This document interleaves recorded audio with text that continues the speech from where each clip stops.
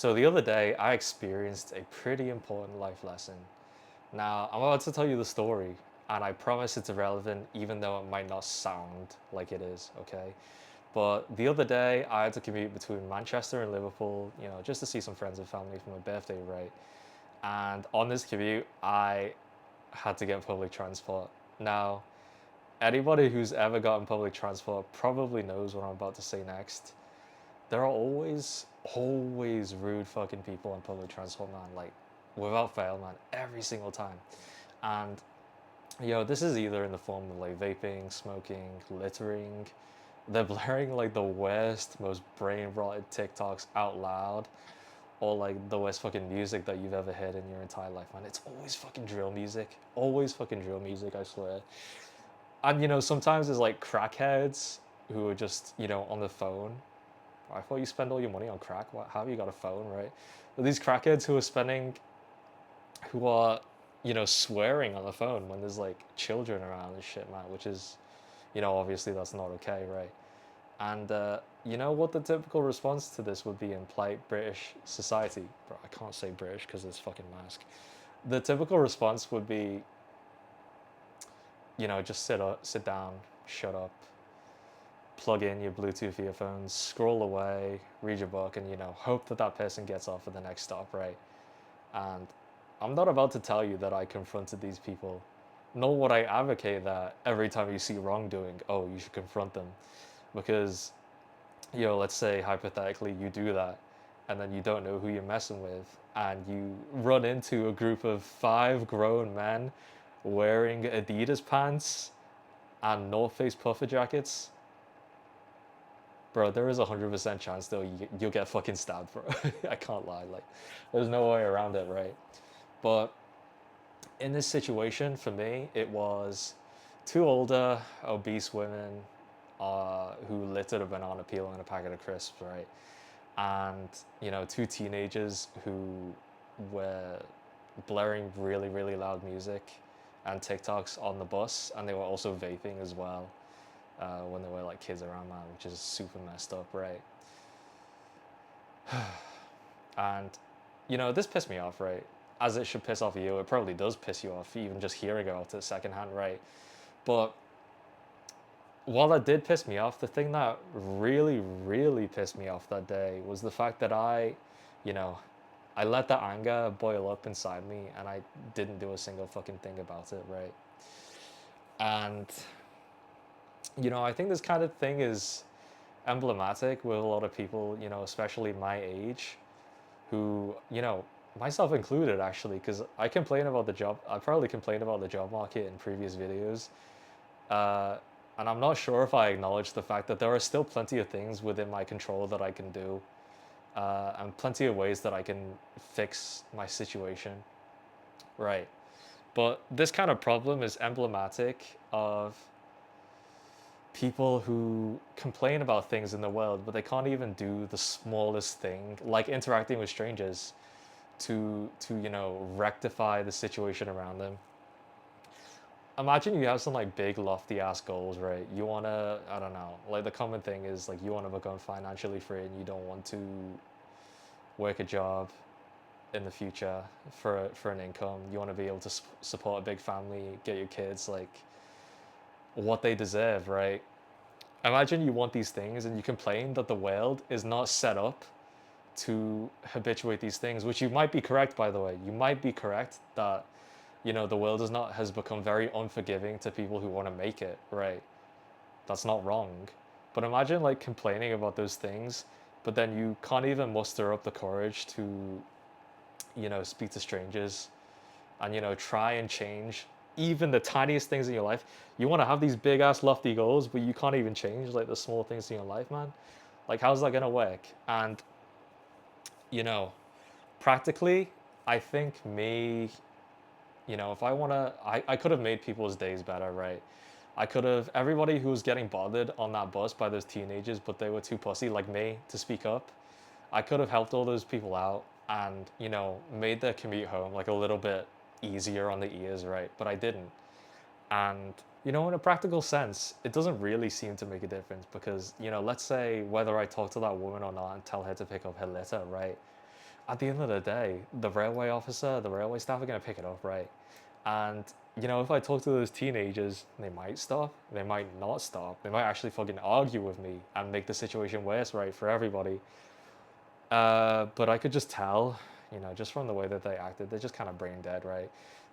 The likelihood is that they would have just fucked off to the next bus or train and then repeated the exact same behavior. So, yeah, in a tangible sense, it doesn't really seem to do anything, but psychologically, you are reinforcing an identity of yourself that feels like they can change even the smallest things around them, because that's how you start, right? If you want to change the world, you got to start with yourself, then branch out to the people who are closest to you, then eventually branch out to like the wider community and so on, right? If you really want to make like big differences in this world, because most of us are not born into fame and wealth and power.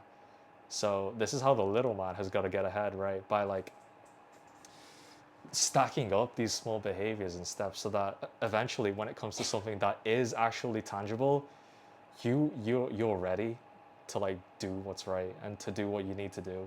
And all those like little exercises in confrontation or interacting with strangers, those would be the building blocks for you to actually do something important in the future.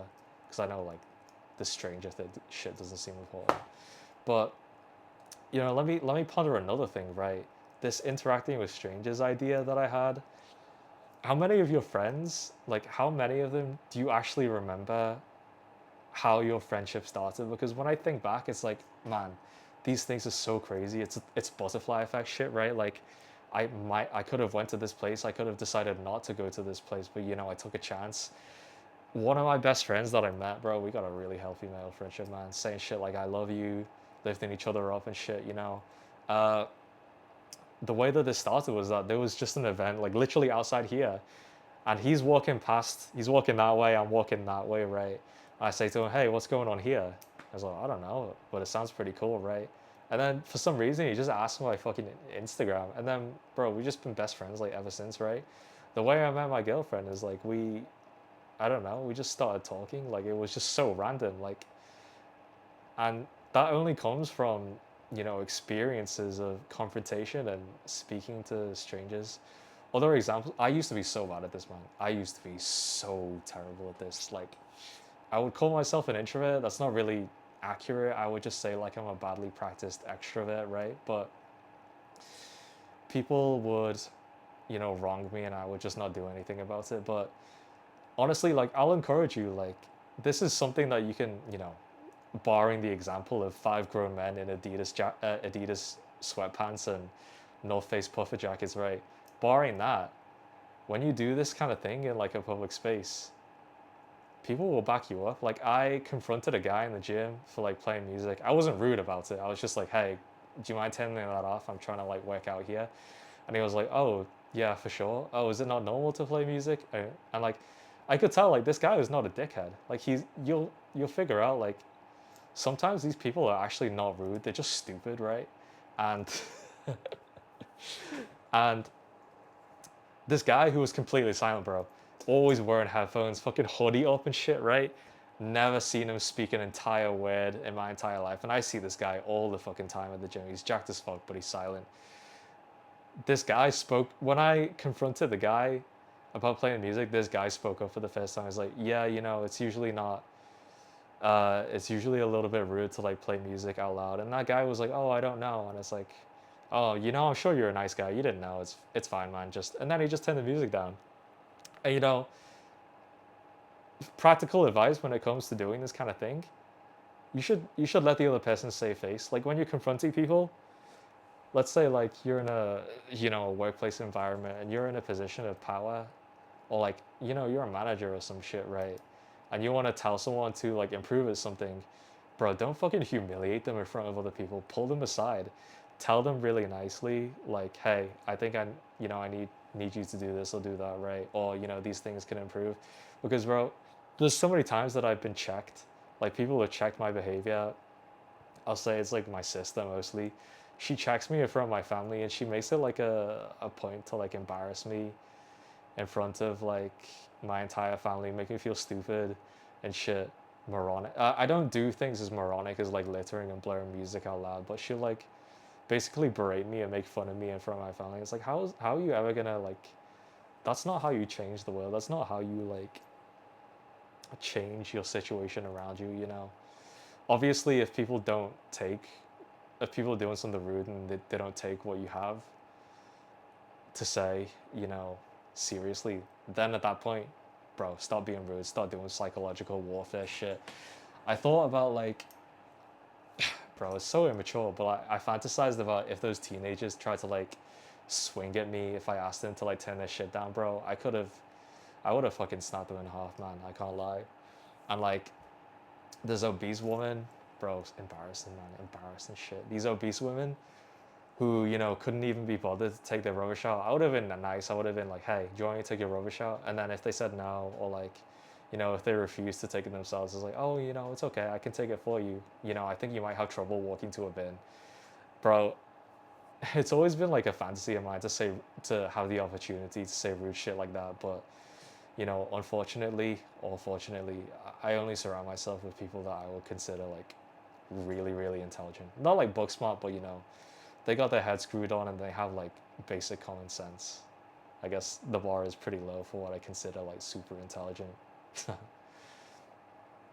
But yeah, man, you if you have big goals, big lofty ideas, it's just like everything that you know. You gotta start small, level your shit up like a video game. You don't start with a 30 kilogram dumbbells when you're bicep curling right in the gym.